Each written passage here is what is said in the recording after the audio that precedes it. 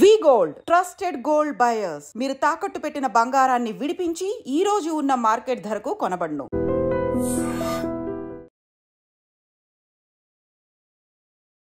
Visakha PM Palem police station పరిధిలో ఒక నిండు గర్భిణి తన భర్త చేతిలోనే ప్రాణాలు పోగొట్టుకుంది.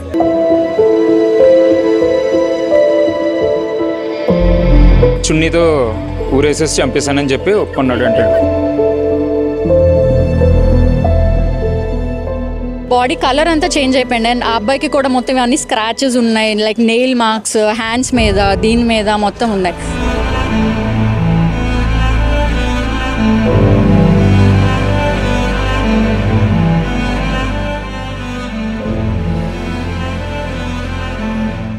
ఒక 5 months బ్యాక్ ఇప్పుడు మా పేరెంట్స్ వాళ్ళు తెలిస్తే చంపేస్తారు, ఇంకా నన్ను బతకనివ్వరు నిన్ను బతకనివ్వరు, ఎందుకు మన జీవితం ఇలాగా, ఎందుకు మ్యూచువల్గా ఎవరి మట్టుకు వాళ్ళు వెళ్ళిపోదాము అన్నట్టు చెప్పాడంట.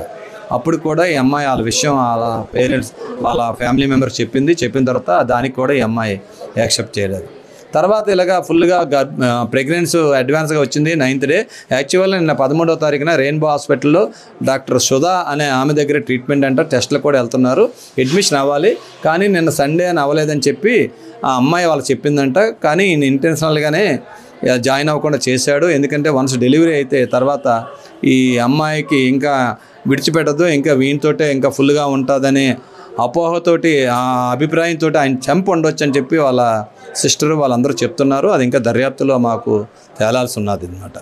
ఇదే క్రమంలో మొన్న ఒక 5 days బ్యాక్ కూడా ఫలూదా అని చెప్పి ఒక డ్రింక్ ఏదో అమ్మాయికి ఇచ్చాడంట ఇక్కడ షాప్ నుంచి. అమ్మాయి తీసుకుంటున్నప్పుడు అందులో ఒక ట్యాబ్లెట్ వచ్చిందని చెప్పి వాళ్ళ సిస్టర్ మన పిఎంపాలెం పోలీస్ స్టేషన్ లిమిట్స్లో మన ఆర్టీసీ డిపో పక్కనుండే ఒక కాలనీలో ఇక్కడ మన గెద్దాడ జ్ఞానేశ్వరరావు అని చెప్పేసి ఒక అతను 28 years, అలాగే మనకి కేదార్ శెట్టి అనూష అని చెప్పేసి ఆమె 27 years, వీళ్ళిద్దరూ నివాసం ఉంటున్నారు. వీళ్ళిద్దరు స్టోరీ తెలుసుకుంటే ఏంటంటే, ఈ గెద్దాడ జ్ఞానేశ్వరరావు అనే అతను మన దువ్వాడ ప్రాంతం గాజువాక ఏరియాకి సంబంధించిన వాడు.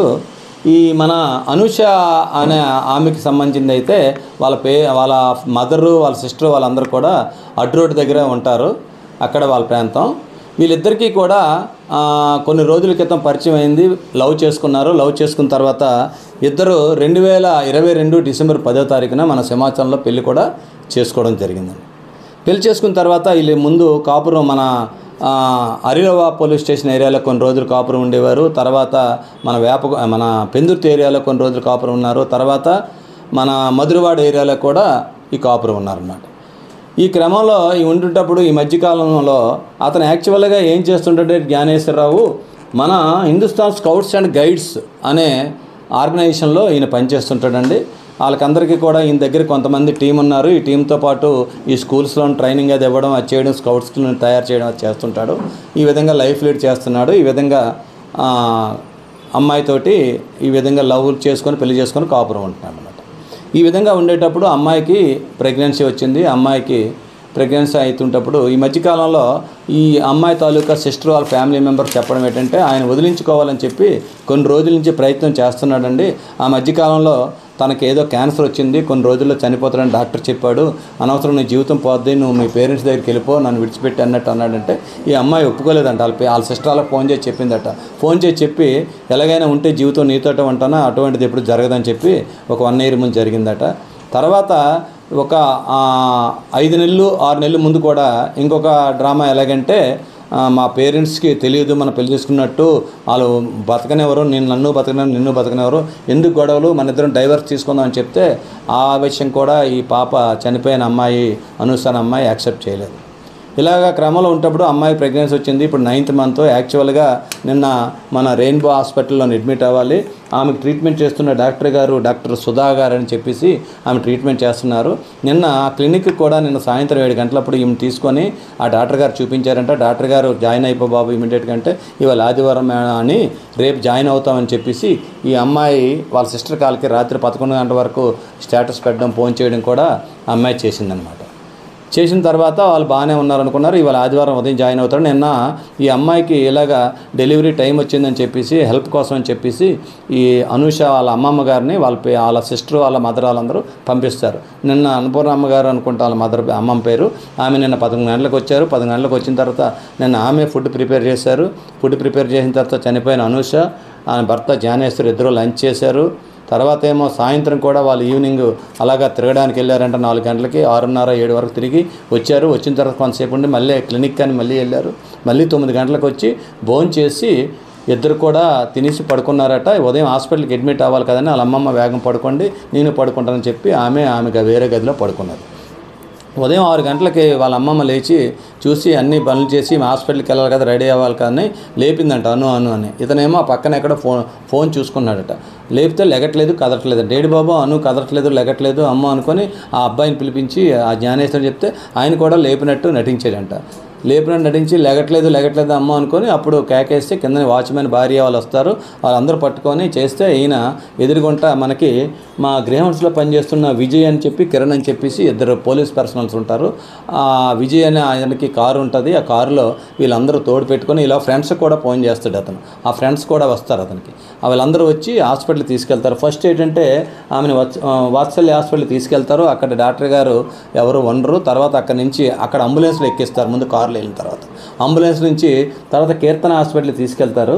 కీర్తన హాస్పిటల్ ఎవరు మెడికల్ హాస్పిటల్ డాక్టర్లు ఎవరు అవైలబుల్ లేకపోతే మనకి అరిలోవా కేర్ హాస్పిటల్ తీసుకెళ్తారు. అక్కడ డాక్టర్లు అడ్మిట్ చేసుకొని చెక్ చేసిన తర్వాత చనిపోయిందని చెప్తారనమాట. చెప్పిన తర్వాత వాళ్ళ ఫ్యామిలీ మెంబర్స్ కూడా వాడు వాళ్ళ ఫ్రెండ్స్ తోటి ఫోన్ చేపిస్తాడు. చేసిన తర్వాత వాళ్ళందరూ వచ్చారు. వచ్చిన తర్వాత అక్కడ నుంచి బాడీని కేజీహెచ్కి తరలించడం జరిగింది. అక్కడ ఆయన్ని మన పోలీస్కి ఇంటిమేషన్ వచ్చిన వెంటనే వెళ్ళిన తర్వాత అక్కడ విషయాలని తెలుసుకున్న తర్వాత ఆయన అదుపులో తీసుకున్నాం. ఇప్పుడు వాళ్ళ సిస్టర్ వాళ్ళందరూ ఫ్యామిలీ మెంబర్స్ కంప్లైంట్ ఇస్తున్నారండి. దీన్ని హత్యా నేరం కింద నమోదు చేసి దర్యాప్తు చేస్తున్నాం. చట్టపరంగా వాడిని కఠినంగా శిక్షించడానికి అన్ని విధాల దర్యాప్తు. ఈ అమ్మాయి పెళ్ళి 7 years లోపు కాబట్టి మన ఎగ్జిక్యూటివ్ మేజిస్ట్రేట్ గారితో కూడా దీన్ని పంచనామా చేయించడం కూడా జరుగుతుందండి. జ్ఞానేశ్వర్ చెప్పడము మాకు తెలుస్తున్నది ఏంటంటే అమ్మాయి ఎవరితోటో నువ్వు మాట్లాడుతున్నావు, ఎవరితోటో ఉంటున్నావు అని చెప్పి నన్ను కంటిన్యూగా టార్చర్ పెడుతుందండి. అది తట్టుకోలేక నేను ఈ విధంగా చేయవలసి వచ్చిందన్నట్టు ఆయన అంటున్నాడు. ఇంకా పూర్తిగా ఇంట్రాగేషన్లో మాకు ఫ్యాక్ట్స్ అనేవన్నీ బయటపడతాయి.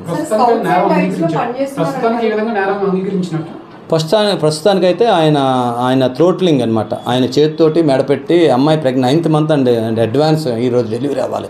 ఈ సిచ్యువేషన్లో ఆమె ఇంకా పెనుగులాటికి ఎక్కువ సౌత్ చేయడానికి ఎక్కువ ఆస్కారం లేదని మాకు అనిపిస్తుంది. వాళ్ళు కూడా అదే చెప్తున్నారు. ఆ అబ్బాయి కూడా అనడం ఏంటంటే ఆమె 9th month ఉండడం వల్ల ఇంకా రెసిస్ట్ చేయలేకపోయింది సార్, నేను ఇంకా చేసేసాను అన్నట్టు అంటున్నాడు. కానీ ఇంకా ఫర్దర్ ఇంట్రాగేషన్లో డీటెయిల్స్ అన్నీ తెలిస్తే ప్రజెంట్ ఇప్పటి వరకు తెలిసిన విషయాలు అయితే ఇవ్వండి.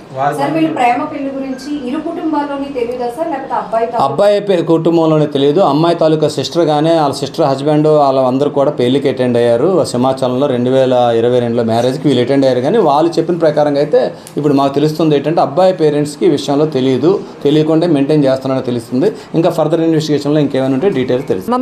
రావే నాకు పురుడు పోయడానికి అన్ని నువ్వు ఉండిపోవచ్చు కాదు ఇక్కడ అన్నది.